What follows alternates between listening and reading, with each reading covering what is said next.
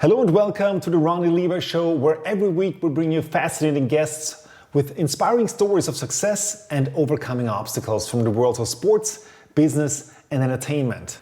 To support this channel, please subscribe, turn on the notification bell, and hit the like button so that we can deliver you the best content possible. And now, thank you very much and enjoy the show. Our amazing guest that we have, he's a serial entrepreneur. He's a best-selling author. He's also a pilot who flies his own jet. He's a philanthropist with his own charity. He's an adventurer who has been to both poles, in the north and in the south, and also he got awarded by Her Majesty herself, Queen Elizabeth II. Please welcome, without further ado, here is Nick Stammers. Hey, hi Ronnie. Hi Nick, it's so amazing to have you on the show. And wow, that's quite an impressive resume. Like, what comes to your mind when you actually hear that awesome track record? Well, that is one hell of an introduction, I have to say, and it really does sound really impressive. But when I hear that, I'm thinking like I'm a little bit overwhelmed. It just seems like, wow, that's such a lot of stuff, and that's an accumulation of a lifetime, if you will. I feel enormously grateful to have achieved some of the things that you mentioned there, it makes me think, well, what a journey I've had, and how on earth did I get to achieving all those things when I look back over my life? Honestly, we'll actually touch into that today a bit, and talking about that and mentioning that. I mean, we've known each other for more than a decade now, and it's always fascinating to see people grow and to just get along the way. And when somebody's just starting out and hears your track record, they're gonna be like, maybe even intimidated, like, oh my God, wow, that's incredible. On the other hand, when you started out, did you ever tell us what life was before? Because actually you started out as an employee, and also, I mean, did you ever imagine that this was gonna be at some point your life, or what did you imagine back then? What were your goals or aspirations? Yeah, like when somebody hears kind of a resume like that, they could be a little bit overwhelmed, like I was saying there. And the first thing that I would say, just to calm down, is that, you don't just kind of set out to create that stuff. Everything that I've created in my life has been done simply one step at a time. And it's not like there was no success and then there was success. Everything has been a journey of progression. I think from a very early age, I decided that I wanted to achieve something with my life, that I wanted to do the best that I can. And since I made those decisions at a fairly young age, I've been always looking for opportunities and taking opportunities when they presented themselves. And I've never really set myself ridiculously huge goals or ambitions, but kind of have a big vision to kind of make the most of my life and set myself some goals along the way, but nothing that would be too overwhelming. And it's incredibly amazing what you can actually achieve when you set your mind to something. And the one step at a time thing, you can climb, as I've done, some really big mountains when you just take one step at a time. When you look back from the top of the mountain at the journey that you've done, it can be quite incredible. So don't get overwhelmed, and think about the journey and why you need to get to the top of that mountain, or whatever thing you're aiming for in life. And that's a beautiful metaphor. And I mean, you literally have climbed some big mountains. We're going to get into your adventurous side a little bit later. But I want to get back to the roots, because you mentioned that you just wanted to make something out of your life and you wanted to achieve something. And where did that come from? Like, where did the drive come from? Because did you grow up in an entrepreneurial family, or did you have role models, or how did that grow? How did you get that spark that ignited your journey where you said, that's it, that's what I want to do? Yeah, yeah. No, I didn't grow up in an entrepreneurial family. I grew up in not a poor family, but a modest family. My mum was a nurse and my dad was a teacher. Um, we didn't, we had enough to get by, but we didn't have, massive luxuries. And I looked around at people that I was at school with who did have much more than we had. And I did feel a little bit inferior at times. And I always wondered why didn't we have that? Why couldn't I have that? And I decided at quite a young age that I wanted more than I had there for my life and for the family that I would raise one day.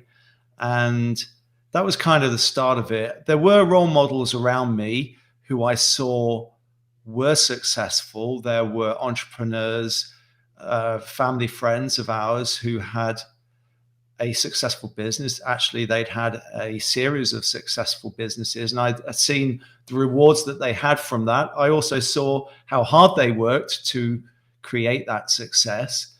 And I decided that I wanted that freedom, to be able to take control and create success in my life from quite an early age, and looked at several opportunities before I finally started my first company.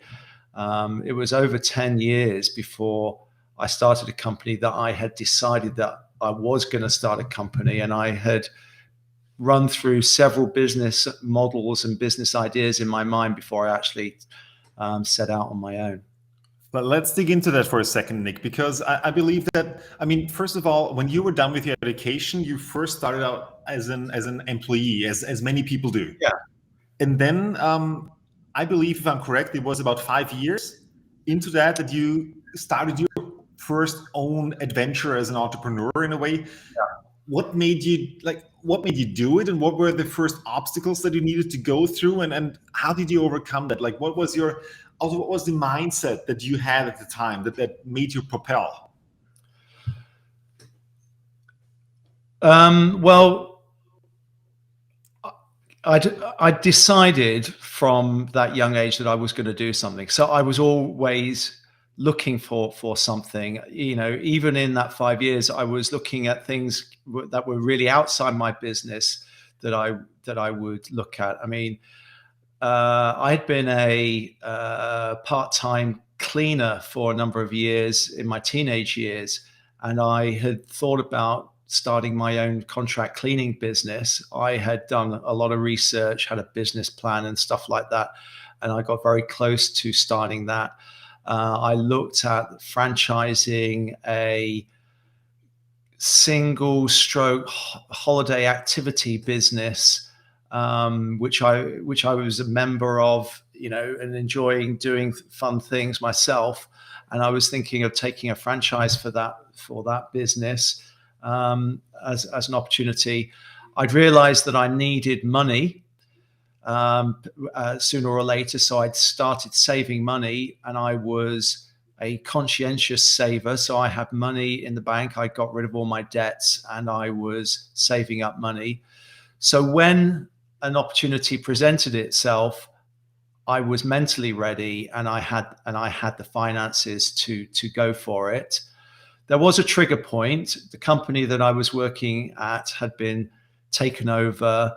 There was turmoil and disruption in the business, and myself and some colleagues that I was working with, two other colleagues, Paul and Steve, we decided that that this was likely a time, and it was being ready for that opportunity that I was ready to say, no, let's absolutely do this. Let's do it now. We had the resources mentally, experience wise, and financially to do it. We were ready, but it just kind of happened out the blue one day. well, over a short period of time, say 6 months to a year, the situation we were in deteriorated rapidly with the company where we were all working. And so the three of us decided to set up on our own, but we were ready for it, And you chose a field that you were already familiar with, right? Like you stayed in the same Yeah. field of business. Yeah, and that's something that I mentioned in my book. I write about choosing the right business is critical. We chose to be in the business that we had a lot of experience in, a marketplace where we had a lot of experience in, Let and me the just three of let me just put a question in there before you go on, and because when you're talking about choosing the right business, also oftentimes I talk with people and they're like, "Well, I would love to be an entrepreneur. I would love to have a business, but I don't know yeah, what to do." So, yeah. what's the formula? Go on. Well, it's pretty. Look, a lot of people think that they have to have a unique idea and they have to do something innovative and new. And to some extent, it is important to do something innovative and new. But there are lots of proven businesses and business models that exist. And most people have some experience of one or more businesses. And there is no reason to need to choose something outside your skill area, your expertise area, or to choose something which hasn't been done before. If there are opportunities to do something that you already know, you already have experience in, why not do that? Why not do that? Why not do that and be innovative and creative and do it better than somebody else, or better than the rest? I mean, it's a fast track way to starting a business. I'm not saying that you shouldn't start something completely new. I mean, people do. We wouldn't have things like Facebook and Google and stuff like that if Uber and Airbnb, if people GPT now. I mean, who knows? ChatGPT, if people didn't have creative ideas and were to follow through on those very super innovative ideas, but those are super difficult to high risk, very risky. And you don't need to take those risks to be an entrepreneur. Most entrepreneurs do what I did, which was take something that's proven and just do it well. Work harder than the rest, have a slightly better angle than the rest, and you can achieve a lot. You can achieve a lot just by removing risk. So basically, if I understood correctly, it's all about designing a business process that is working, that is creating income, and at the same time also creating results. And I wanted to ask you also, like, especially in today's day and age, what is necessary for somebody to succeed in business? And also, where do you see right now the most fascinating business opportunities? And you were already mentioning that it's not just about the next shiny incredible object that is the best business opportunity out there. So what would you tell to somebody who would tell you, well, I would love to do something, like, what do I need, and also where are the best opportunities? Well, there's a lot of questions there, Ronnie. So I'm going to try and remember one or two of those.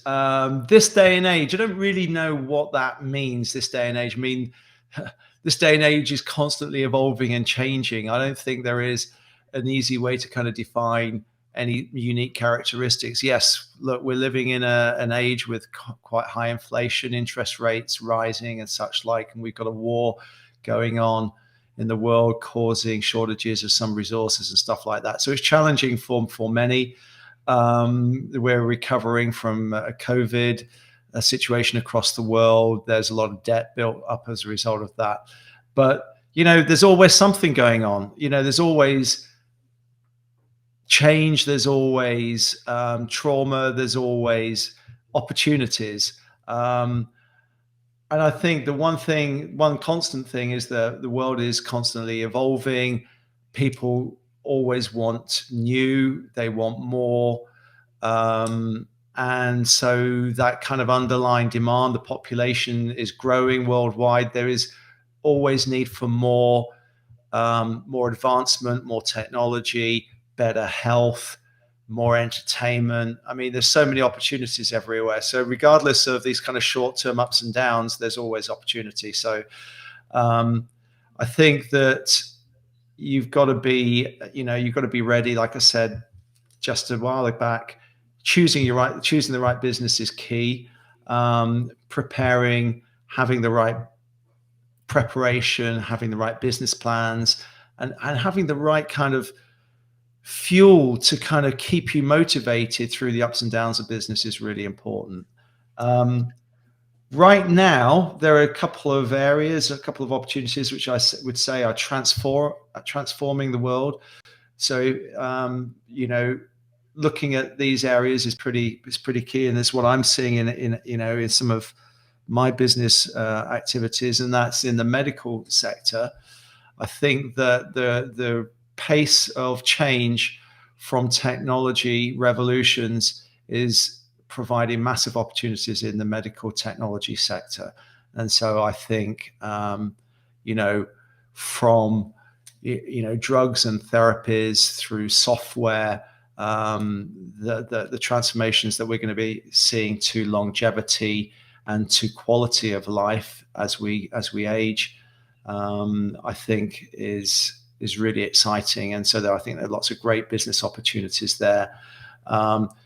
Another opportunity that's creating itself as a result of the war and fear is in the defense market. So I think that's another area which is really key. And I think that the world of artificial intelligence across those two sectors and everything else in our life is a hot area. So you mentioned ChatGPT before. That's obviously a great example of the power of AI right now. And my latest business is a leader in helping companies build AI solutions. So, I think AI, medical, and defense areas are really, really strong areas right now. Nick, now listening to you, and I think it's fascinating and inspirational, I want to clarify something because for some people who really excel in the world of business, they totally love it and get juiced by hearing the word business. Other people, when they hear the word business, they are like, oh my God, this is a black box, or I have no idea about the whole field. What is business really? How would you define business? Is it just creating constant value and selling it, or what is business to you? Well, look, business is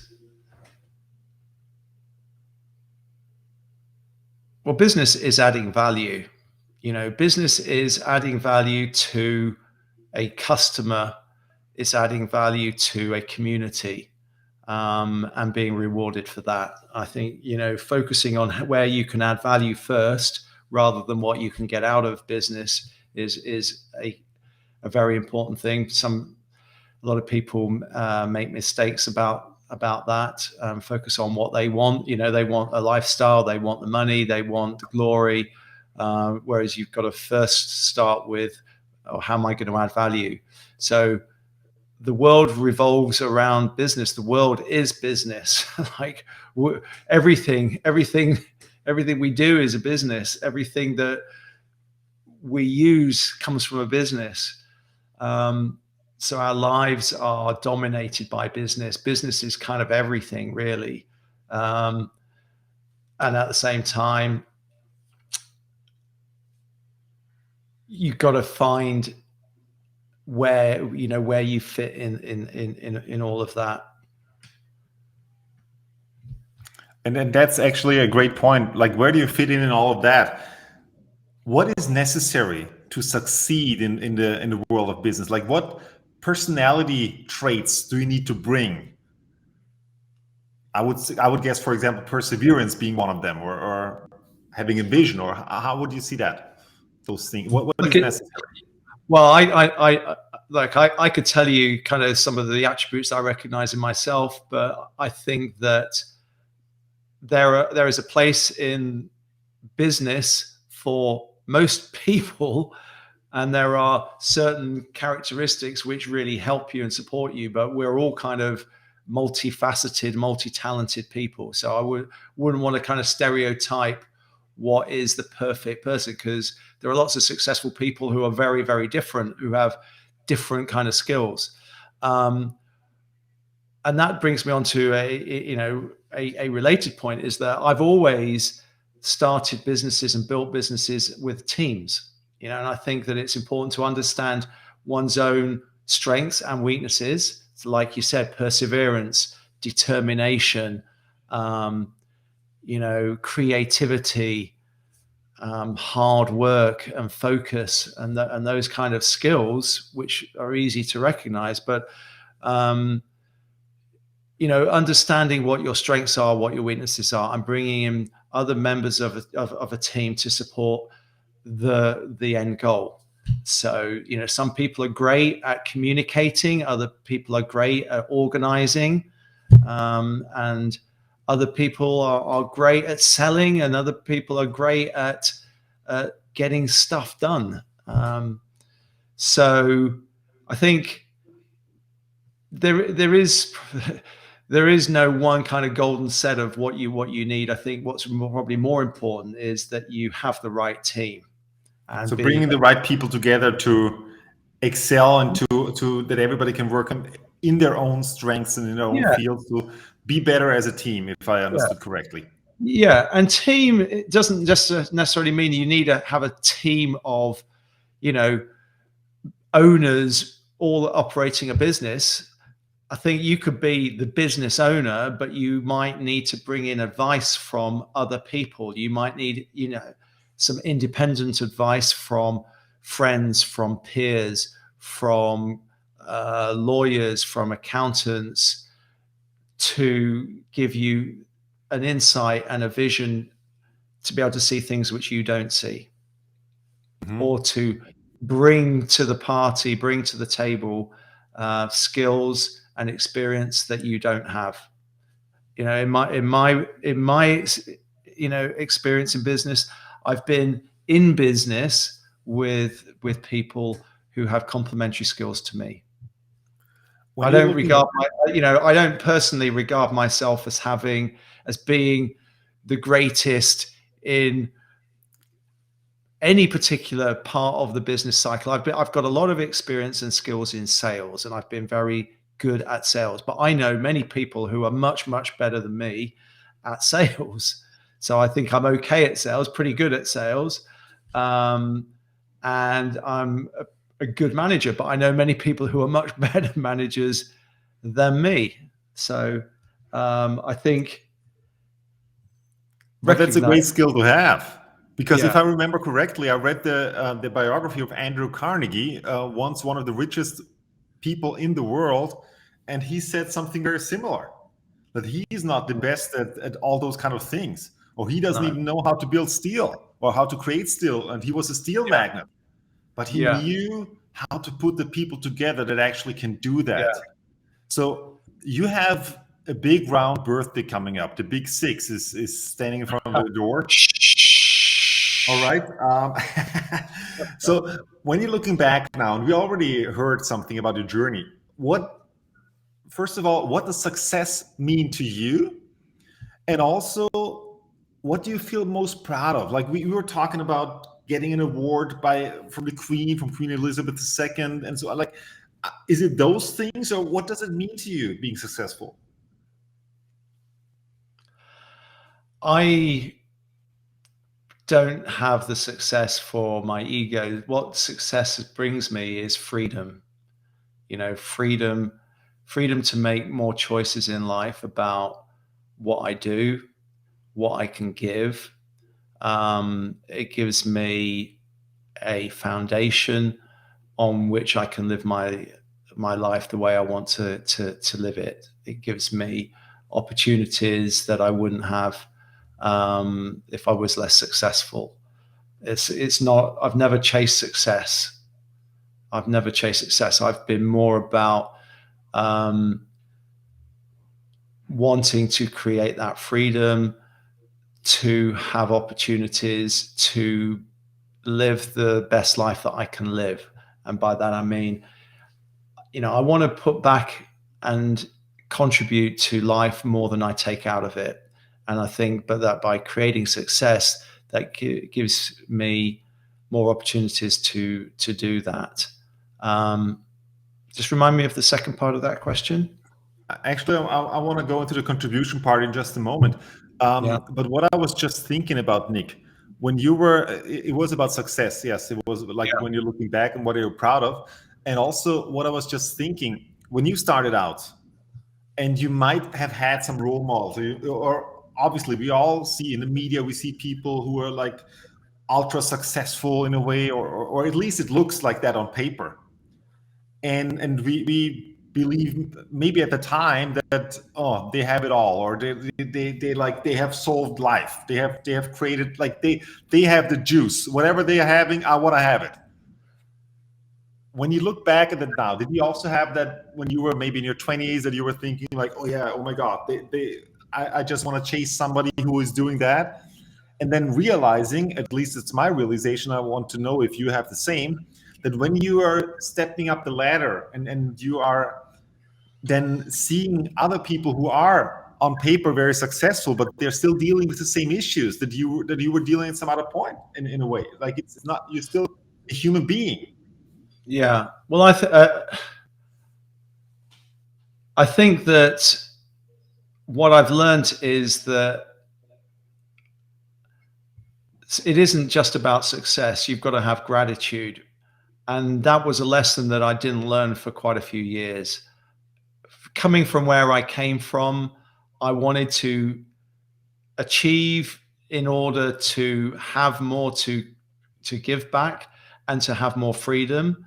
And I didn't want to, I didn't want to live below what was possible. In the environment that I grew up in, very modest and feeling like I was maybe not enough, I wanted to feel like I was enough. So that's why I was looking to achieve. And having achieved an awful lot, I ended up feeling very unfulfilled, very lonely, and actually quite sad.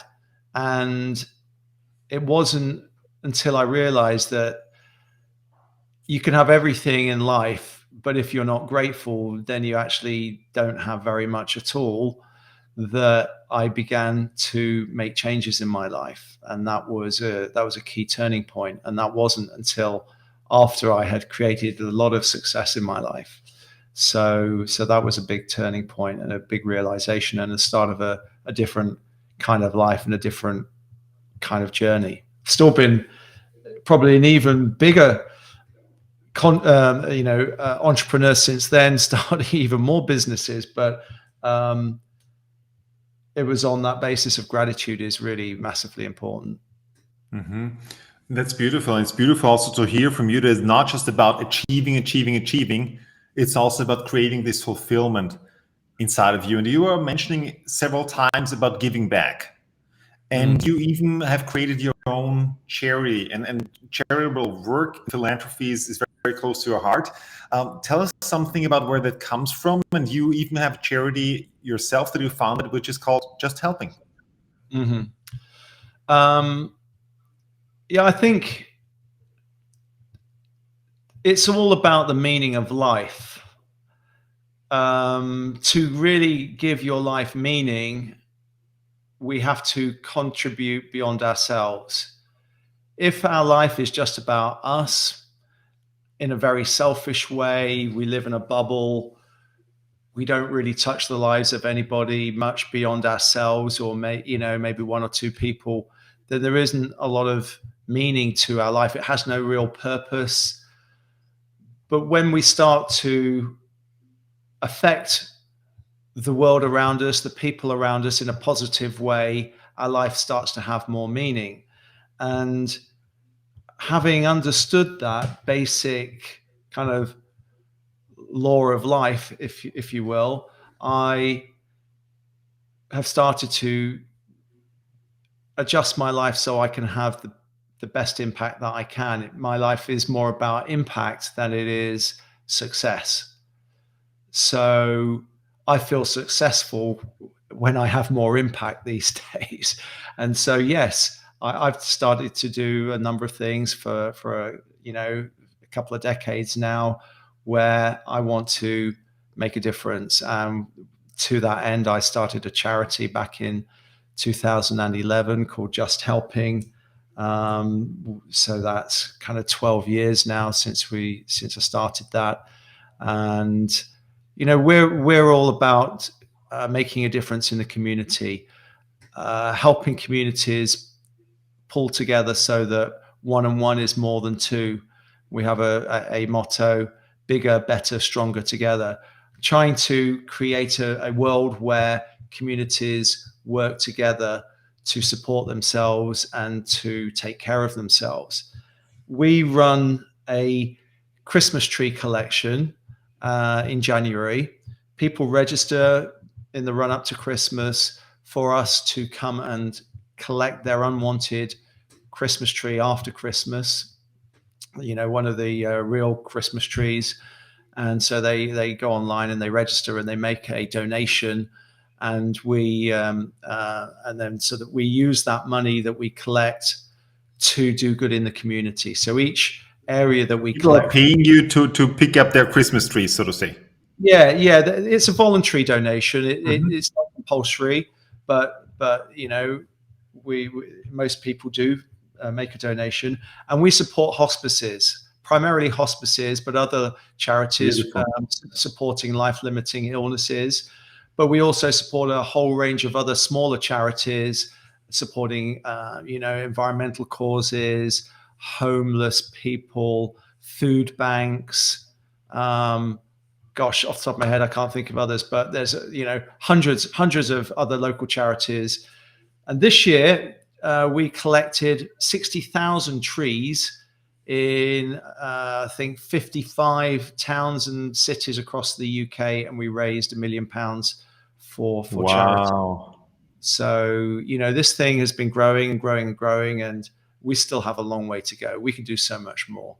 So that's just one thing. That's one thing that we're doing right now with Just Helping. So that's so amazing. And first of all, thank you for doing that. And also, Nick, when you are talking about this, and first of all, I can feel that it's close to your heart.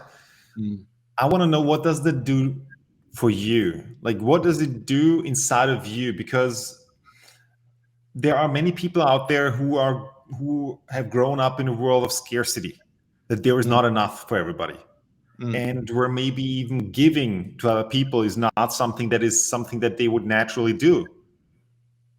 So please share with us, coming from that perspective of giving, and of course, or they might say, well, it's easy for you because you got all the money and so on. But what's the real gift behind it? It's not about giving the money, is it? No. Like, it comes back to an attitude, an approach, whether it's like a selfish versus a non-selfish approach. And you're right, it's not about the money. It can be about caring. It can be about thinking about somebody. It can be a look to someone to indicate that you notice them, to smile at somebody. And it can be that, or it can be doing something for somebody, making a cup of tea, helping them by opening a door. And if you have, whatever resources you have, if you have money is helpful. But it's, for me, giving money is a one-time thing. For, you can make a donation and then that's kind of happened. But I've been trying to create things which are sustainable over the long term, so it's not just about me putting money into a charity. It's about me using my financial resources, my intelligence, my experience, my creativity to create something which will last beyond me, that when I'm gone, that's still there, doing good in the world. So you know, it's an attitude, it's an approach, it's a decision ultimately that life isn't just about you and what you get out of it. It's about what you do for others, and what you do for others could just be anything from just caring, smiling, and just doing any basic thing, really, giving An your time. Yeah, attitude of gratitude. exactly. Mhm. Yeah. So Nick, I want to shift gears a little bit because I also want to highlight a different aspect of you and of your personality, which is that you are also an adventurer. Mm-hmm. Like I'm talking about a real badass adventurer. Yeah, Yeah. somebody who's really going out there and doing things that might sound crazy. I want to start with this. Yeah. I read that you built 2 planes yourself out of airplane kits. Yeah. Like, did they fly? Did you fly them, or like real planes? Or I mean, I know Yeah. those model planes and so on, but Yeah. Yeah. No, I have built 2 planes. Yeah. The first one I built, gosh, that's going back. I must have completed that in about 2007, something like that. I built that in the UK, and I flew that to Switzerland and back. So that was pretty cool. Um, yeah. So I yeah, mean, aren't you afraid when you're building a plane and then you're flying it, or were you so confident that it's working? look, it's not like this isn't just kind of an experiment thing. I bought a kit from a manufacturer, and there's a process that you have to follow. So There's a like going to manual. IKEA and building a shelf. Yeah. You have to build, you can't just have an airplane and just fly it legally. You have to either have something which is properly certified, or if you're building something from a kit, then you're building it under the supervision of an experienced person who can check at every stage that you've done everything correct and that it's airworthy. And so by the time you get to the end, that supervisor has checked everything and is confident that everything is in the right places and you've done all the right things. Because under the UK home build aircraft scheme, that person has to test fly the aircraft. So they test fly it, and the kits are also tested and proven kits and things like that. So it might sound risky, but it's actually, it's a long, hard process, a bit like building a car where you have to build it methodically and then it gets checked out and tested before you do it. Yeah. I grew up, my taste for adventure. I grew up in a family which was not very adventurous, and I was always envious of people that were taking risks like that and being more adventurous. And I had an opportunity in my early 20s to try hang gliding, and that's where I got my real taste. I was so nervous, and I struggled to get through the training, and it took me a lot longer than most people to be able to do my first solo flight. And after I'd done my first solo flight, the feeling of achievement that I had, overcoming the fear that I had, was overwhelming. That it was a huge amount of fuel that enabled me to face many other challenges in my life, and that the influence of that experience then drove me to want to experience more of that. And so whenever I was then starting to think, well, I need to always have something which scares me that I overcome, because overcoming fear helps you grow. And I grew massively from that experience, and continue to push myself and take myself to situations in life, because I know I love how that makes me feel, and I love how that makes me become. Was that also what set the spark inside of you that you want to become a pilot? And at what age do you actually then make your pilot's license? So, I started flying the hang gliders in my 20s, and that's when I became a pilot, and that is like real being a real pilot. There's nothing closer to flying than flying a hang glider, I can assure you.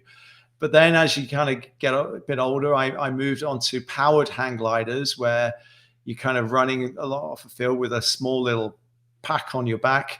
And then I moved into ultralights, and then I progressed onto bigger airplanes because I wanted proper transportation. I wanted warmth. I wanted luxury. I wanted capability to fly places. So now, yeah, I'm really lucky that I'm able to fly, and I own a much bigger plane that I can fly around Europe. So that's really cool. Oh, that's really awesome. Yeah. And I mean, that's really fascinating. I gotta say, and I'm still waiting for the first flight together with you on that plane. Another thing that is really fascinating is when we talk about adventures, you went to both poles, to the South Pole and the North Pole. Yeah. What made you do, like, why did you do that, or what made you choose to do that? And also, what were the discoveries that you had? What was great about it? Like I said, I discovered the importance of pushing yourself and facing fears from quite a young age. And on that journey, I had climbed Mont Blanc with a friend, which was the height of my achievement in adventure at that time. It was really biggest tough. mountain also, is it the biggest mountain in continental Europe, right? Mont Blanc? Yeah, in Western Europe. Elbrus in Russia is higher. But it was difficult, technically challenging. We scaled for 4 hours from 4 a.m. to 8 a.m. a face with ice axes and crampons in pitch black, 3 of us tied together on a rope, carrying skis on our back. And it took us 2 days and a lot of hard work. And we got to the summit, and then we skied off the summit. It was amazing. And it was actually sitting in a bar afterwards, trying to celebrate, that my friend Simon and I were thinking, well, hey, where could we possibly go from here? What more could we possibly do? What could the next challenges be? And in that conversation in the bar in Chamonix, we decided that we would go to the North Pole, the South Pole, we would climb Everest, and we would sail the Atlantic. Anyway, the next day, I think, when we had sobered up a little bit, we said, well, okay, well, what could possibly be the easiest one of those? And so we decided that we thought that the South Pole would be the easiest one. So we went to the South Pole. And then a few years later, I went to the North Pole with my son. I've not climbed Mount Everest, and I've decided that that's not something that I'm going to do.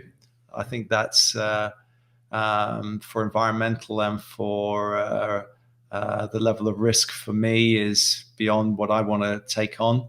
But I do hope to sail across the Atlantic one day and to do many more adventures as well.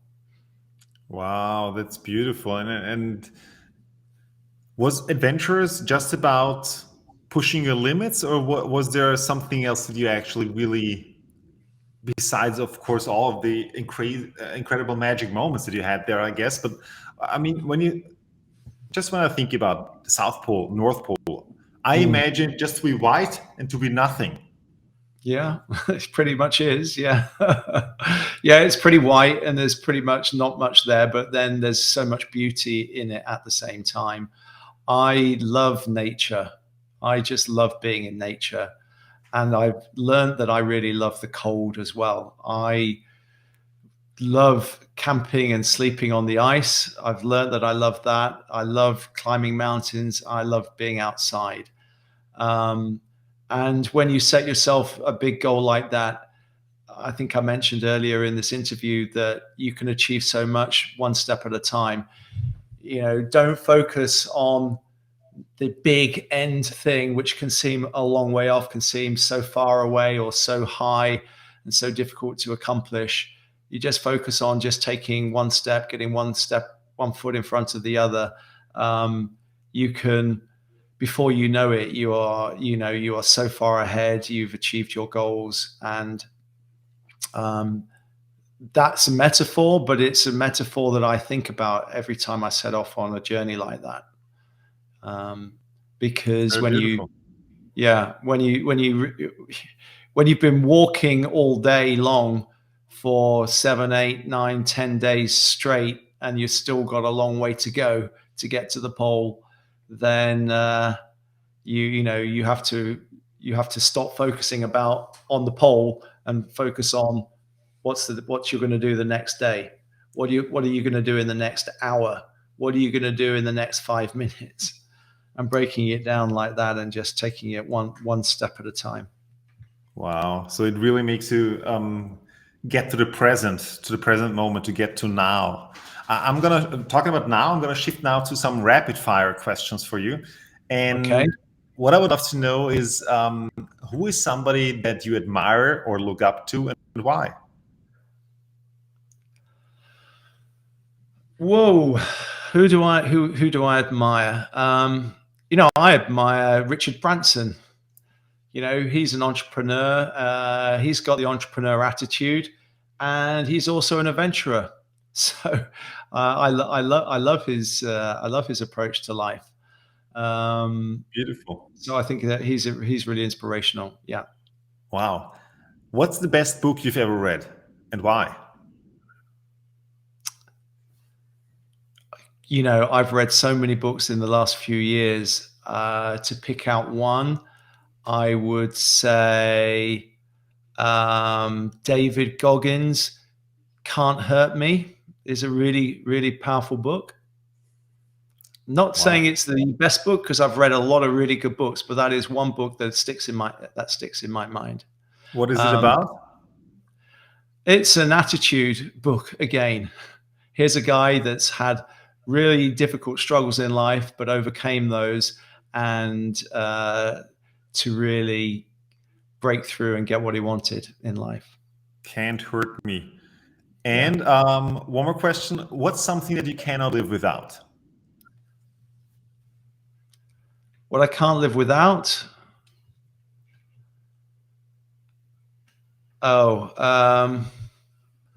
Exercise. Exercise, physical exercise. Physical exercise. Being That's outside and exercising. I love. Nick, I would go mad if I couldn't exercise. Where can people find out more about you? Like, where can they, and also, what's the name of your book, best-selling book, and where can people find you? So you can find me on nickstammers.com. You can also meet me on social media. I'm around. You can see where I am. My book is The Entrepreneur Attitude. You can get a copy of that on Amazon. It's on Audible and Kindle and paperback or whatever. And soon I'm going to be having my second book. So watch this space. Yeah. So watch out. It's coming soon. Yeah. Hey, Nick, thank you so much for being with us today. Thank you so much for all your insights, for all your golden nuggets of wisdom that you shared with our audience. It was a pleasure to have you here. And honestly, Ronnie, it was a real pleasure to be here. And if I've said something which touches somebody, then it's been worth my time to be here. So thank you very much for having me here. Thank you so much. Thank you, Nick Stammers. Thank you for sticking with us until the end. To make this content even more valuable for you, please leave a comment below and share your thoughts, and also share this video with somebody you care about who absolutely needs to see this. Thank you very much. Have an outstanding day and see you next time.